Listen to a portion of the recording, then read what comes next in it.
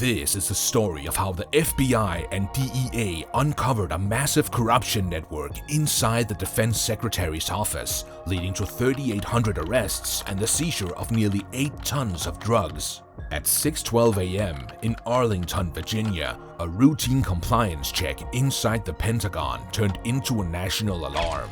What was supposed to be a standard inspection inside a support wing of the Secretary of Defense's office suddenly stopped everything. Investigators noticed something off behind an office printer. When they moved it, they found a hidden steel compartment built into the wall. Inside that compartment were nearly 4 kilograms of pure cocaine, tens of thousands of dollars in cash, and a loaded handgun. This was not found in a warehouse or on the street. It was found inside the workspace of a senior policy advisor trusted with military logistics. At that moment, the investigation changed forever. When the advisor was placed in handcuffs, he said nothing. No excuses, no shock, no denial. That silence raised more concern than any confession could have. Within hours, his encrypted laptop was opened at Quantico, and what analysts found pushed federal agencies into full emergency mode.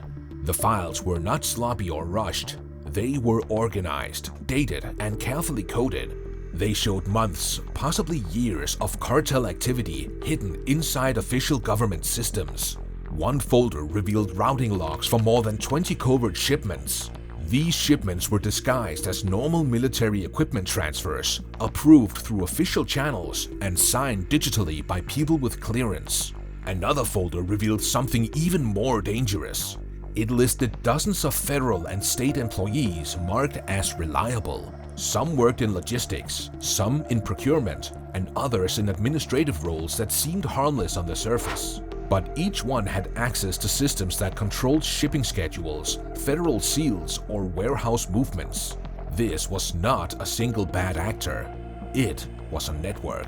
The third set of files exposed how deeply the cartel had blended into everyday American life. Suburban houses across multiple states were rented under clean identities. On paper, they belonged to normal families and retirees. In reality, they were safe houses for cartel members operating quietly in neighborhoods where no one ever asked questions. As the scope became clear, federal command centers shifted into a posture usually reserved for foreign threats. Alerts went out, surveillance teams were activated, units were reassigned. No one knew how many people were compromised, but one truth was undeniable. If a cartel could reach the Pentagon once, it could reach anywhere. By the next morning, a single directive went out across multiple agencies. Execute all targets at the same time. Before sunrise, teams moved across the country. In Virginia, agents breached a quiet suburban home outside Arlington. Inside, cartel guards opened fire from the staircase. Within minutes, the house was secured. Investigators found large quantities of drugs and forged military shipping labels hidden inside a pantry. It was a functioning logistics cell hiding in plain sight. In Texas, an armored vehicle smashed through the doors of a steel warehouse outside Houston. Gunfire echoed as cartel riflemen tried to hold their ground behind heavy machinery. The fight lasted only minutes, but the results were staggering. Hundreds of weapons and massive amounts of drugs were found hidden inside crates disguised as auto parts. Out in the California desert, cartel operatives realized they had been exposed the moment surveillance drones appeared overhead. What had been a quiet transport route suddenly became a trap. As the drones held position, marking every turn and speed change, the suspects attempted to flee across rough terrain, believing distance and open land would protect them. That belief lasted only minutes. Helicopters roared in from the horizon, flying low and forcing the vehicle to stop. Tactical teams moved in quickly and decisively, surrounding the suspects before they could escape. No shots were fired, but the arrests sent a clear message. This was not a localized operation. The network stretched from coast to coast, operating across vast distances with the same level of coordination. At the port of Norfolk, another critical interception was unfolding at the same time. Sealed shipping containers bearing flawless federal markings were stopped just moments before entering a major distribution pipeline. On the surface, everything appeared legitimate. The seals were perfect, the paperwork clean, and the routing approved. But inside, investigators uncovered chemical precursors, bundles of cash, and packaged narcotics destined for major East Coast cities.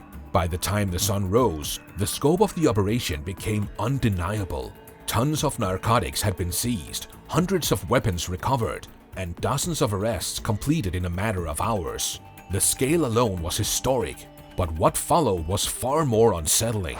Instead of relief, investigators felt something deeper and more alarming. The evidence made one thing painfully clear: this operation represented only a single branch of a much larger system. The seizures did not feel like the end of a threat. They felt like the moment a hidden structure had finally been exposed. As analysts worked through the seized data, a darker picture began to take shape. This was not smuggling at the border or opportunistic trafficking. This was a shadow infrastructure built quietly beneath the country's own systems. Legitimate trucking companies with clean records had been used to move weapons and contraband. Shipping firms with spotless audits unknowingly carried paired loads, one legal and one hidden. Small businesses with no criminal history served as cover, their normal operations masking illegal activity flowing through the same channels.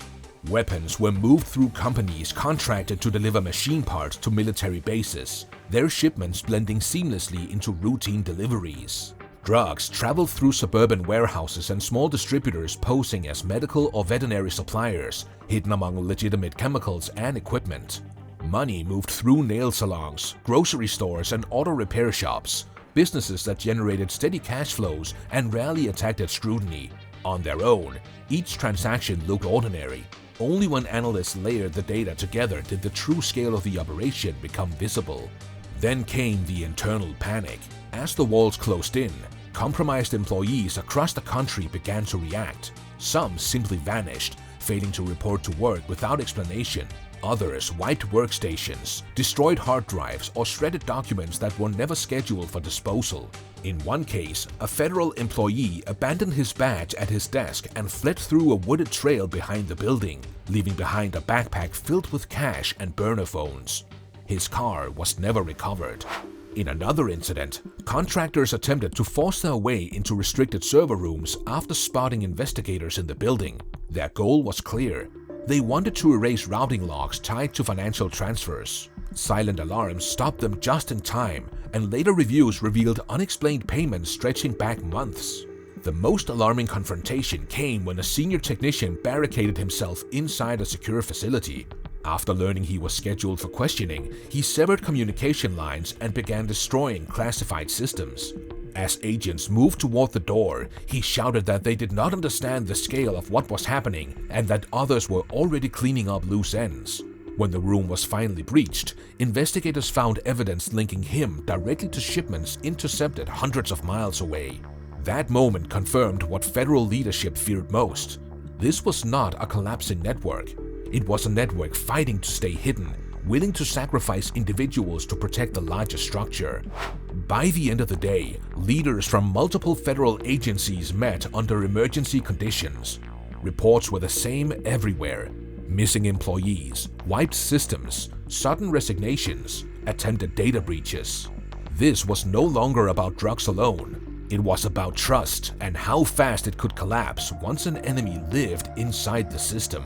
Within days, a new task force was created with sweeping authority to identify every compromised channel and rebuild corrupted systems from the inside out. What they uncovered went even deeper: forged identities inside HR systems, counterfeit badges, encrypted communication tools disguised as normal software, homes rented under the names of deceased veterans. Each discovery proved the same thing: this infiltration was not rushed, it was engineered. When the final map of the network lit up across the screen, it showed connections through multiple states, federal agencies, and private partners who had no idea they were part of something illegal. The cartel did not break in by force. It walked in through routine procedures and stolen trust.